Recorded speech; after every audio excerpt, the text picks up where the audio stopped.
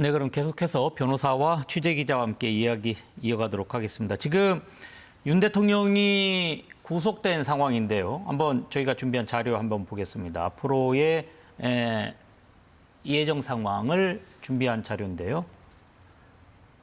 네, 지금 1월 15일 날 공수처가 윤석열 대통령을 체포했고, 그러면은 그 이후에 지금 체포가 옳았느냐라고 하는 적부심이 있었고, 그 뒤에 다시 구속영장이 발부됐습니다. 그래서 아까 조금 전에 김 기자 이야기한 것처럼 한 번을 연장해서 최장 20일을 따졌을 때 적부심이 있었던 기간을 빼면 2월 5일이 그 20일이 끝나는 기간인데, 이때 검찰은 기소를 할지 말지 결정을 해야 되는 그런 시기가 다가올 것으로 예상됩니다.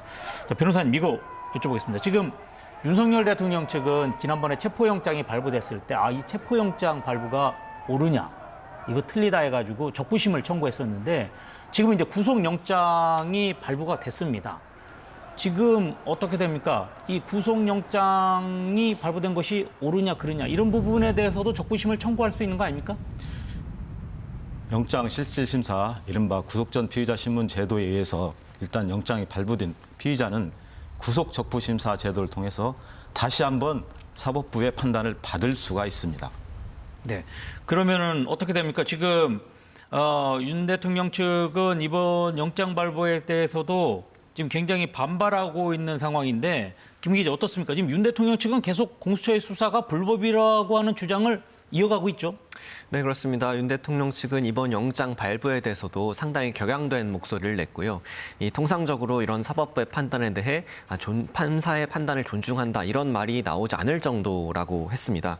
그러면서 국회에서 어렵게 체포 동의한 이재명도, 또 2심에서 구속 실형 선고를 선고한 조국도 구속하지 않았던 법원이 이 증거인멸 우려 따위의 이유로 현직 대통령을 구속하다니라면서 상당히 격양된 반응, 그리고 강하게 비판도 했습니다. 네. 그러면서 이제 윤 대통령 측은 가능한 모든 범위의 불복 절차 끝까지 싸우겠다, 최선을 다해 싸우겠다, 이렇게 말을 했습니다. 지금 조금 전에 이제 구속 적부심과 관련돼서 이야기가 있었는데, 윤 대통령 입장에서 지금 계속 공수처의 수사도 문제가 있다라고, 지금 그다음에 관할도 문제가 있다라고 주장을 하고 있는 상황인데, 구속 적부심 말고 다른 어떤 제도적인 장치를 통해서 본인이 현재 지금 구속돼 있는 상황을 면할 수 있는 그런 방법이 또 있습니까?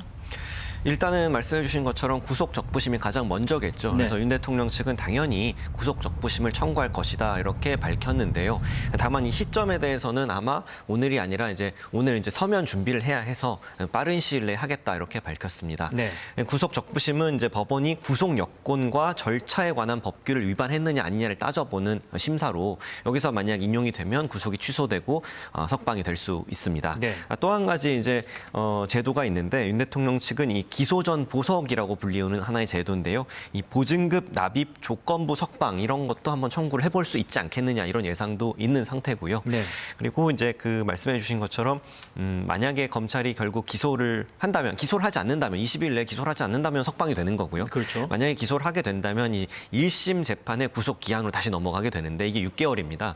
근데 이 과정에서 또 구속 재판 중인 경우에 보석을 청구한다든지 이런 방식으로 또 여러 가지 불복 절차를 밟을 것으로 일단 예상은 되고 있습니다. 네, 지금 김 기자가 보석에 대해서 이야기를 했는데, 이제 두 가지네요. 기소 전 보석이 있고, 재판에 넘겨지고 나서 그 보석, 기소 후에, 기소 뒤에 보석이 있는데, 변호사님 어떻습니까? 기소가 되기 전에 보석을 신청해서 받고, 기소 뒤에도 보석을 신청해서 받을 수 있는데, 이게 어떤 요건이 있어야지 이런 신청이 이루어질 수 있고 또 받아들여질 수 있습니까? 우선 기소 전 보석, 기소 뒤 보석, 이렇게 좀 나눠서 설명해 주신다면. 일단 기소 전 보석, 기소 보석이라는 거는 공소 제기 전후에 했다는 것 이외에는 사유는 동일합니다. 네. 근데 문제는 이제 영장 실질심사도 받았고, 그 다음에 앞으로 구속 적부심사를 신청을 한다면 실무상으로는 기소 전 보석과 구속 적부심사 제도는 선택적으로 활용을 하고 있습니다. 네. 따라서 앞으로 구속적부심사 청구를 다시 한번 법원에 서울중앙지방법원에 다시 제기할 것으로 짐작이 되지만 그걸 제기하는 경우에는 기소전 보석제도는 활용하지 않을 것으로 그렇게 생각합니다. 네, 그렇군요. 김 기자, 지금 윤석열 대통령은 지금 서울중앙지법에서 지금 구속영장 발부된 것 외에도 사실 헌법재판소에서 탄핵 심판이 진행되고 있는데 어떻습니까? 지금 구속영장이 발부된 것과 헌법재판소에서 진행되고 있는 탄핵 심판, 어떻게 이번 발부가 좀 영향을 줄 수도 있다.